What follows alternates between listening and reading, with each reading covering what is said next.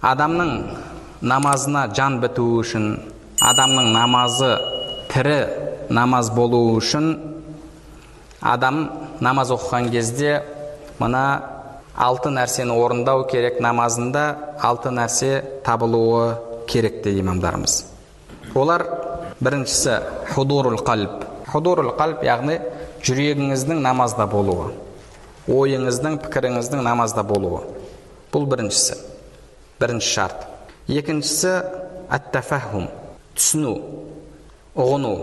Үшіншісі ат-таъзим, ұлықтау сезімінің болуы. Төртіншісі әл-хайба, қорқыныш сезімінің болуы. Одан кейін ар-ража, бесіншісі үміт, яғни үміт пен үрейдің арасында намаз оқу. Және алтыншысы әл-хая, ұялу дейді. Ұялу. Осы 6 шарт, 6 нәрсе адамның намазында табылуы керек. Біріншісі худурул қалб. Худурул қалб дегеніміз не? Жүректің намазда болуы дегеніміз, жүректен намазға байланысты, намаздан және намазға байланысты нәрседен басқаның барлығын шығарып тастау. Жүректі намаздан басқа нәрсенің барлығынан босату. Осыны худурул қалб дейді.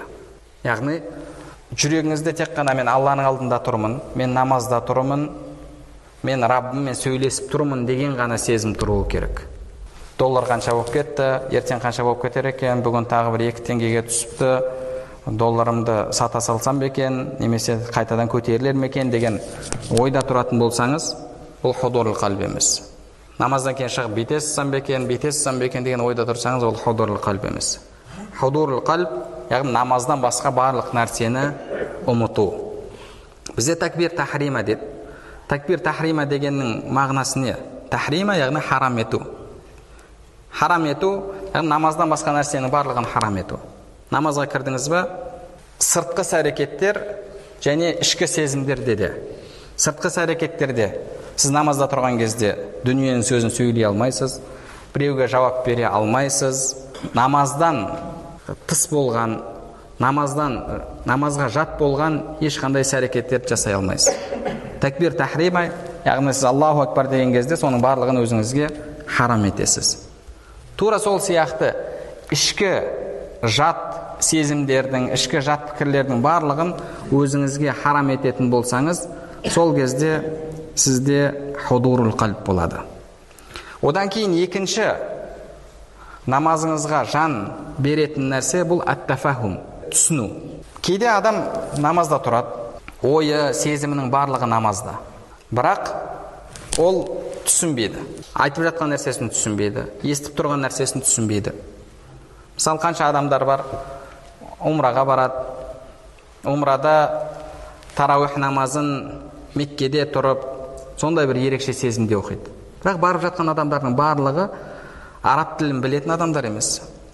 Ол намазда тұрады, ерекше сезімде тұрады. Меккеде тұрғанын, алдында Каабаның тұрғанын сезініп, имамның оқып жатқан Құранмен әсерленіп тұрады. Бірақ әсерленіп тұрғанның барлығы түсініп тұрған адамдар емес. Түсіну бұл одан жоғары.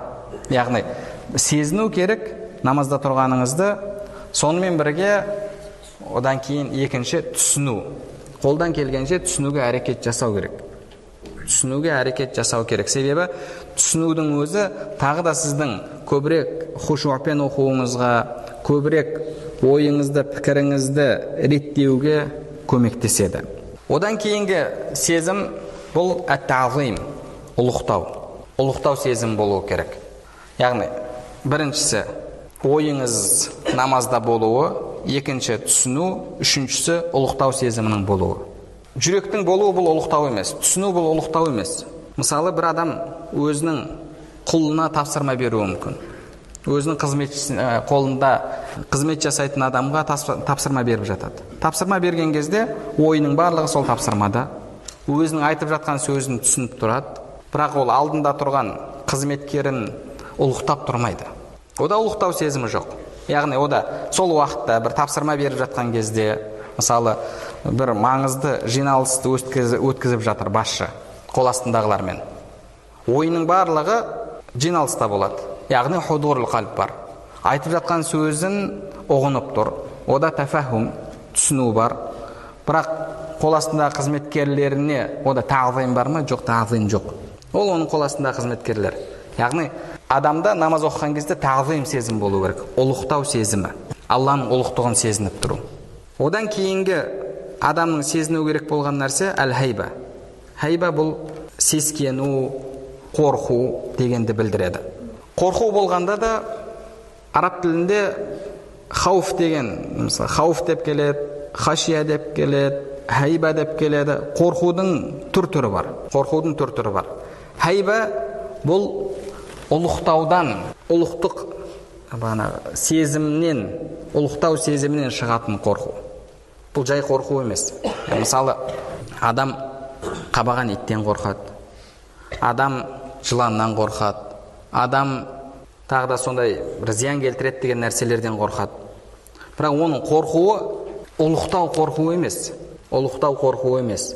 Яғни қандай ұлы зат деп соның себебінен қорқып жатқан жоқ. Зиян келтіреді деп қорқып жатыр. Алла тағаладан қорқу бұл ұлықтау сезіммен бірге болатын қорқу. Ұлықтау сезімінен туындайтын қорқу болуы керек. Адамның жүрегінде намаз оқыған кезде осы сезім болуы керек. Одан кейін ар-ража, үміт ету. Үміт ету Алла субханала тағаланың мейірімді, рахымды екенін білумен, сезумен, иншалла осы намазымды қабыл етеді, иншалла күнәларымды кешіреді деген сезіммен болады. Сол сезімнен туындайтын нәрсе. Мысалы, бір адам бір патшадан қорқады. Патша мықты патша, әскері күшті.